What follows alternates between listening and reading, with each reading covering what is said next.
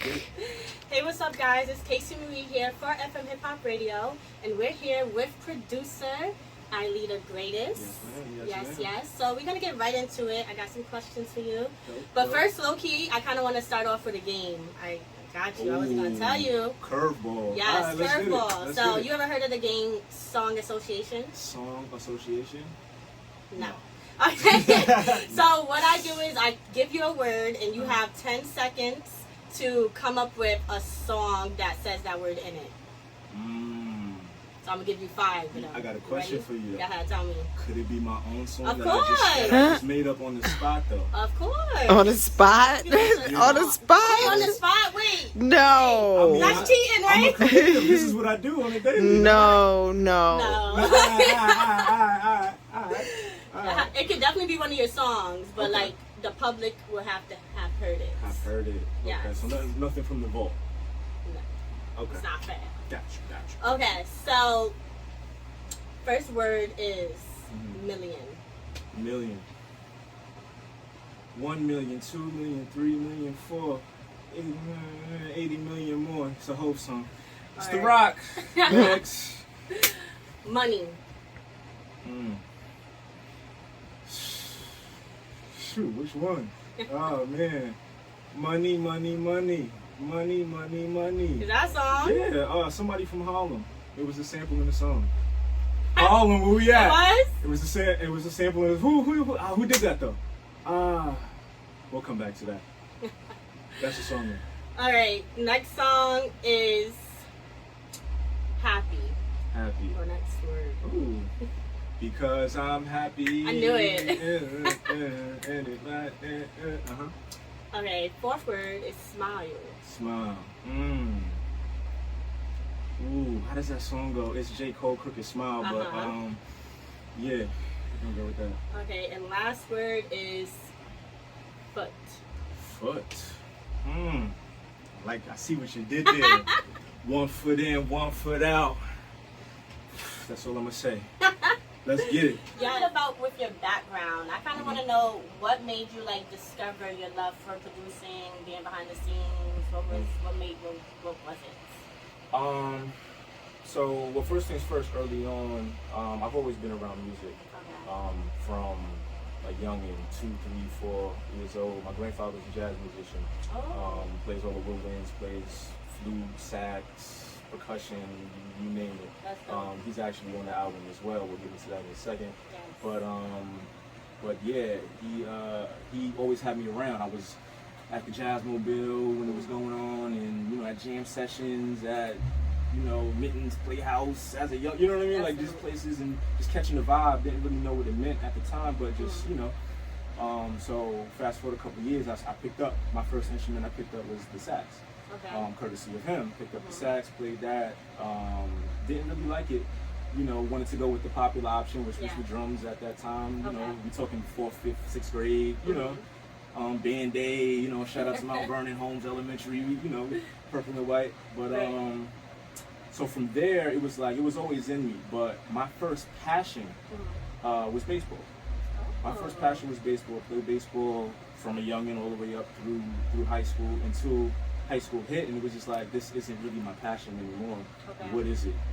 You know what I mean? What is it? And then I kind of got around, friends and people that were like making music. I had some friends that rapped. I had some friends that produced. I had some friends that sang. You know what I mean? So it was just like, all right, kind of getting familiar with it. Shout out to my right hand, Iggy Beats. I was always with him. Well, my cousin, one, but my right hand. I was always with him. We was always together hanging out. He started producing. Some friends, were rapping at the time. So my first role in the group, I guess you would say, was the manager. Okay. Because my second passion, business. I come from a family of entrepreneurs, so it's kind of something that's always been in me. Right. So I'm like, okay, cool. So you have 12 songs on the album. So can you talk about like what was the process with like picking and choosing those 12 songs? Was it hard? Yeah, it was tough.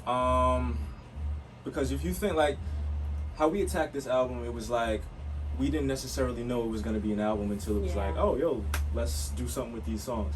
So the first batch that we got together was like 19, it was like 19 songs. You know what I mean? A lot. And there were other producers on the track. There were other, features and artists and stuff as well. So we really wanted to kind of hone in on a specific sonic.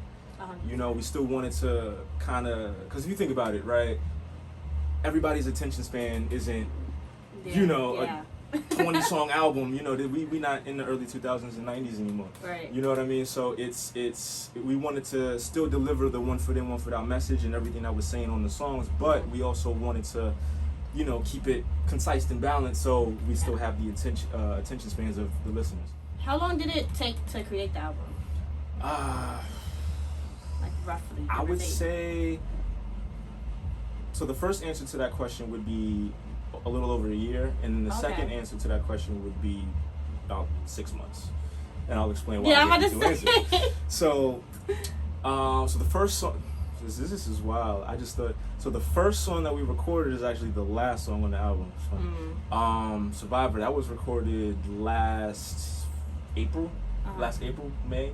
And when you listen to that song, you can kind of hear the time that what was going on. That was pretty much the height of the pandemic. Yeah. There was a lot of protesting going on. This was like the heat of the moment for all of that. So that song was created with that energy and that vibe, and that everything was put into that project. I started that about a year ago, and then maybe last December, early January was just like, let's do something in this album time. So now it's like, all right, let's craft it and make it an album.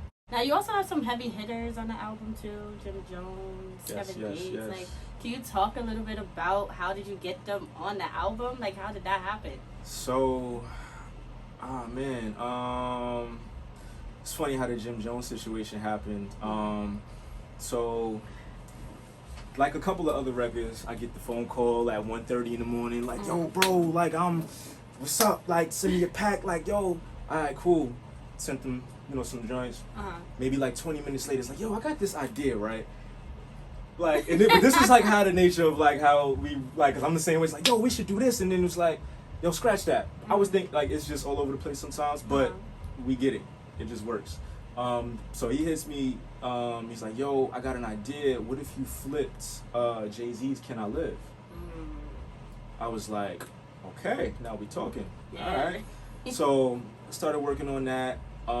Sent it to him. He penned his verses. He had a second verse written for it. And then he was just like, you know what? I'm gonna reach out to Jim and see, like, because this would be a dope collab. He did it, and then it didn't just happen. There's some, how the industry works. And let's talk more about that song with Jim Jones, Can I Dean. That is like making its numbers, making its rounds, has like over 2 million hits on that. So were you expecting it to do those numbers? Like you already knew it was gonna pop? I didn't know it was gonna pop like that. That's big. You know what I mean? Because I woke up, was like, nah. That's and then it was big. just like, all right, let's see what the next 2 hours do. And then it was just climbing. But yeah, like that. As soon as the idea for the beat came, it was just, I knew it was gonna be something. Like I knew it was gonna be a fire record, and it was gonna be a standout off the project, off of it, with or without Jim. You know what I'm saying? But of course, Jim jumping on it just took it and gave it that, icing on the cake. The visuals were dope too. I got New York. How long was the shooting? Like all day? Or the actual shooting, or just the day of the actual shooting was hour or two. Okay, maybe. Not that bad. The day was the day. The day, yeah. The day was the day. So I also seen on your Instagram, the album was on like the Billboard in Times Square. Yes. Talk about that moment. Like I know, like seeing that was like, oh my God, Mama, I made it. It's funny, cause shout out to Drop TV. They kind of helped bridge some gaps between getting us on the Billboard and for the 7 or 8 weeks that it was up there, and Yeah. with multiple different ones. And I was actually in Jamaica when I first saw the first Billboard. Oh. He sends me a text with it was like the album cover, and then like Yeah, and yeah, everybody involved, and then at the bottom was like produced, mixed, and mastered by Lady Grace. I was like, yo, this is fire. And it was just like, you know, I'm already in vibe, and I was just like, oh, it's fine. It was like, you know, so the Mama I Made It moment. So the last Billboard, well, the current one up, I think it's still up, but the current one up, there was a clip from the listening party that we did at IMI. It was a clip of myself, Tone, and my boy Rod, who was on Black Mecca on the project. He's on Truth on the project, Avery the artist. So it was just like it was a little quick little, you know, us just vibing, whatever. Yeah. So I sent it, you know, I was like, yo, Ma, you know, it'd be dope.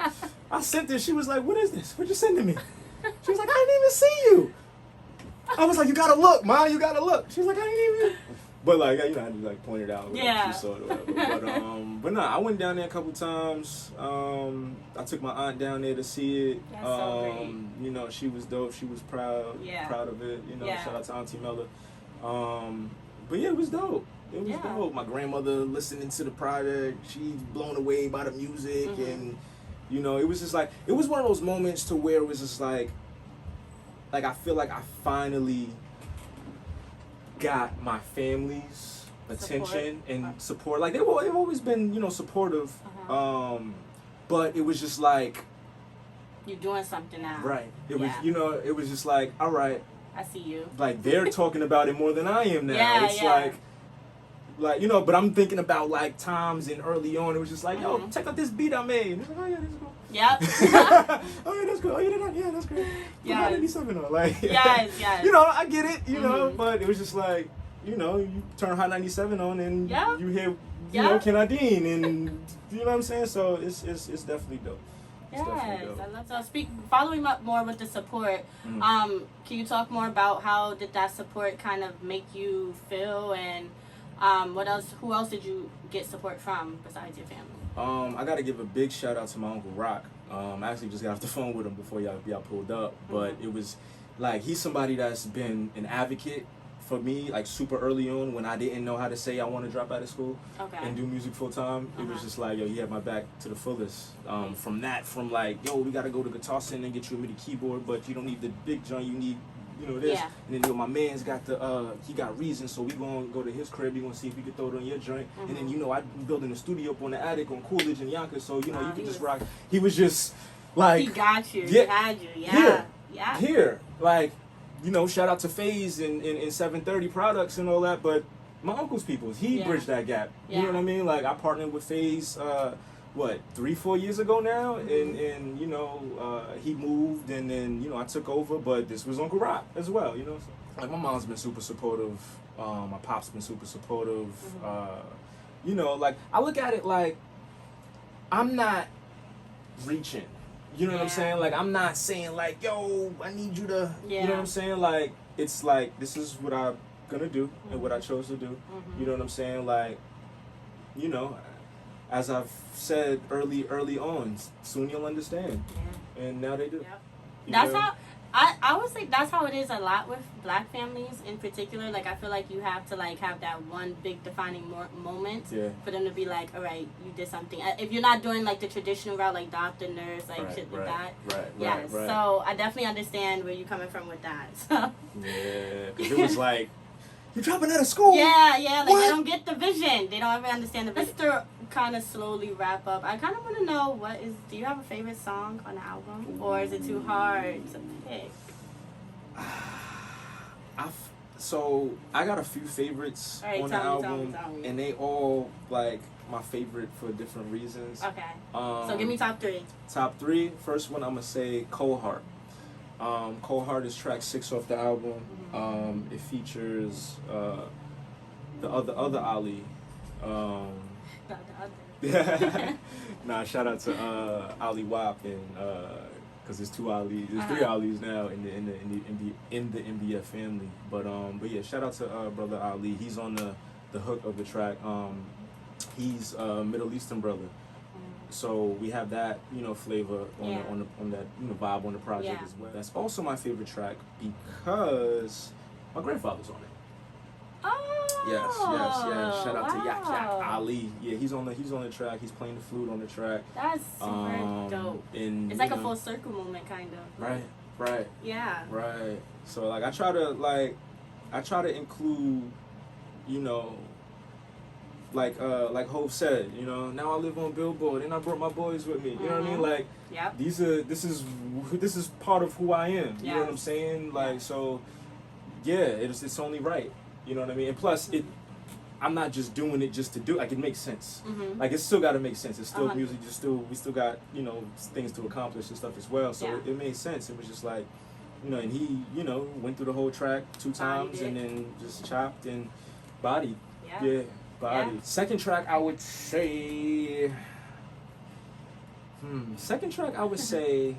Tattoo Tears. Okay. I would say Tattoo Tears because Tattoo Tears was tough.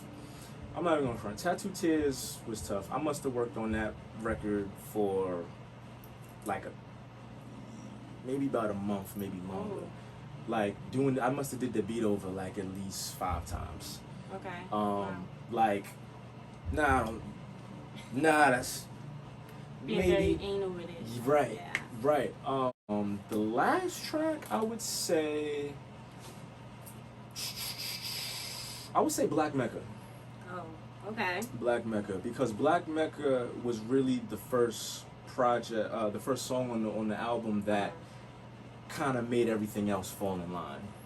Like we had a couple of them done. We cooked up a couple of them after we decided that this is what it was gonna be. But Black Mecca was really like, oh nah, this is a record, And again, shout out to Avery the artist. But so how that happened was that was recorded back in like early January, December. Okay. So Tone, I had sent him the beat. He wrote his verse. And we were still, had a missing piece for the hook. Right. So I'm like, all right, just come record your verses, and then, we go from there.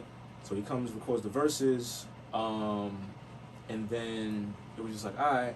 So we had a couple of, different options for the hook, but which were, good and, considerable, but it was just like, it's just something didn't. Yeah. You know what I mean? So Something still didn't. Missing. So, when in doubt, I went in my pocket. Was like, yo, bro, got this record. Tone did his verses. This is the vibe. Bam, bam. He was like, oh, Avery, oh yeah, send it over. All right. 2 days later, you check your email yet? I'm like, nah. All right, do that. Call me back. Plays the joint. I'm like, yeah. This is it.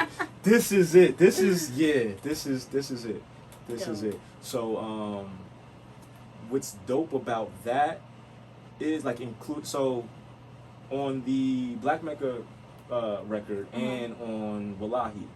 Shout out to the Go Boy KO. But these are people that I work with, but these are also my friends at the same time. So it was just dope, like bringing my friends in on a business situation, but also on a cultural situation as well. Yes, because exactly. I'm in here, KO's in here like, Wallahi, what's that mean? What's Wallahi? I'm like, nah, Putting Wallahi on God, and you know what I mean, I'm spelling it out, letting it make it make sense, because he came ready with it was the same situation with KO. It's like, yo, I need a hook, what's good? Send it through. It's like, yo, you want to go to the studio tonight? I was like, all right, let's do it. So we did it, but it was just still missing that, that piece. I was just like, Astaghfirullah, Wallah. He's like, what's Astaghfirullah? What's Wallah? He's like, oh, that's okay. No, I rock with that. So he in the booth, Astaghfirullah, Wallah. He like just going in. But it's like, it didn't sound rehearsed. It didn't sound like it was a gimmick. It didn't sound like, it was just like, nah, this is, I know what it means. I know what the meaning is now. All right, cool. I'm going to go in with it. Yeah. Same thing with Avery and, with Truth and Black Mecca. It was like, he's like, yo, give me some words. Give me some, And it was just like, because everybody, and it's funny because he got the beard and all that. So everybody like, yo, Assalamu alaikum, bro. Assalamu alaikum. So, soon will come. Soon, inshallah. You know what I mean? Guys, I love that. That's That is really dope. That's good energy. Definitely. What's next for you? What's next? I know you're on a high with this album right now, Most you know. So, but definitely. what's happening past that? What's your plans? You in the stew right now? Yes, always in the stew. Always in the stew. I'm always cooking. So me and Tone is still working. Yeah. We plan to do, if not all three, most likely all, but we're gonna do another EP just to kind of follow up with Dope. One Foot In, One Foot Out. One Foot In, One Foot Out 2 will be in the works as well. Okay. Also the Muslim Don collective project. You know, there's other artists, you know, as well as Tone. You know, shout out to Yusuf Blake. You know, he's been working. We've been cooking as well. I'm here just working. Grinding. You know what I mean? I'm here just working. I got a couple of other artist projects that I've been working on as well. Shout out to Scotty Trippin, super dope artist from White Plains, New York. Shout out to Some Naga, super dope artist from over the bridge, Rockland County. You know what I mean? So it's just like I'm tapping in with everybody. Yeah. You know, I'm tapping in with everybody. It's music. It's for the love. Yes, You and know what I'm saying? It's still a business though. We know that. Yeah. But it's, you know, it's for the love. It's for the passion. Yes, and it's good that you closing out the year with a bang, and then you're going to start up 2022. That's a fact. Continuing that bang. Yes. That's a You're going to fact. be eating all 22 and beyond. Oh, yeah. You're eating already, but you're going to be yeah. eating more, you know? Shout out to COVID. Stop. Nah, let me not say that. I mean, low-key, but like, you know. but But thank you so much Nah, for thank interviewing you. with FM Hip Hop. Thank You were dope. Thank you. Everybody go check him out. I leave the greatest Yes, producer. Tap in with him. Yes, I will put all your credentials in there too, so I got you. But Sure, let for people sure. know so they can just hear it and they can follow you. You already know, man. It's your boy Ali the Greatest. We at the Slave Suite right now. Man, follow me on all social media platforms. Ali_the Greatest. Instagram, TikTok, Twitter, Facebook, MySpace, Skonet. Nah, let me stop. But nah, follow me. We here. Make sure y'all check out that album, man. You know, a lot went into that album. A lot happened around that album. Make sure y'all check out that album, One Foot In, One Foot Out. Tone Trump, executive produced by myself and Tone Trump. Yeah, all streaming platforms. We here. We here. All right, thank you so much, and Fire. we'll see you next time. Fire. Later.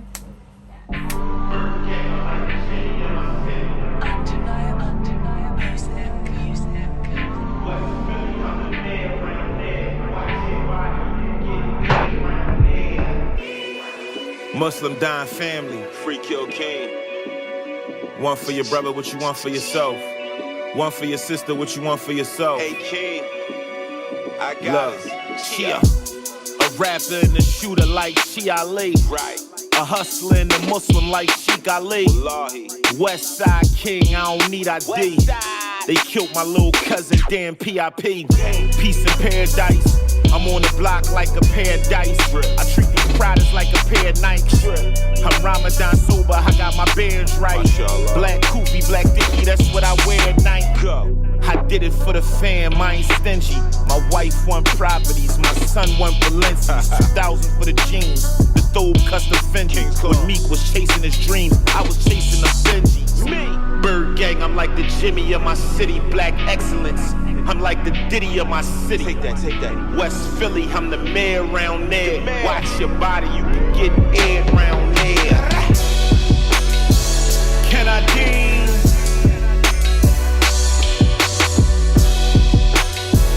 Can I dean? I'm on my dean, nigga. Can I dean? I know some rich Muslims keep prayer rugs in back of the Rolls Royces, nigga. Prayer rugs on the yacht. Can I dean? What's up, nigga? Eastside blood, you know how we giving it up. Capo. My nigga leaves his gun in his car when he jump out, go to the mosque and pray. He got ops, so COVID is an excuse to use his mask and pray. You hear that? The imam gonna tell you the same thing that the pastor say. I got Muslim brothers want me take my shahada just like Cassius Clay. Wallahi. Lord forgive us, cause we been out here getting cash off, yay. I've been lost in the street like Tom Hanks in the Castaway. Save me. Fucking pretty bitches trying to find me a place to crash and stay in every night. Swear you can hear somebody blast the K. We got whips and chains, but we ain't listening to what Master say. I'm a no limit soldier, I've been listening to Master Pay. Wallahi, sorry, I'm grateful. I still give thanks when I break fast. Catching me at the light, you can see Ferrari on my brake pads. On my Dean, prayer rugs in back of the Wraith. I keep a 40 cal that be stashed in back of the safe. Listen, scary moment if I'm ever cracking the safe. I know I got one to the head, I got one in the head that's in back of the safe. Fuck on you, fucker. Can I deem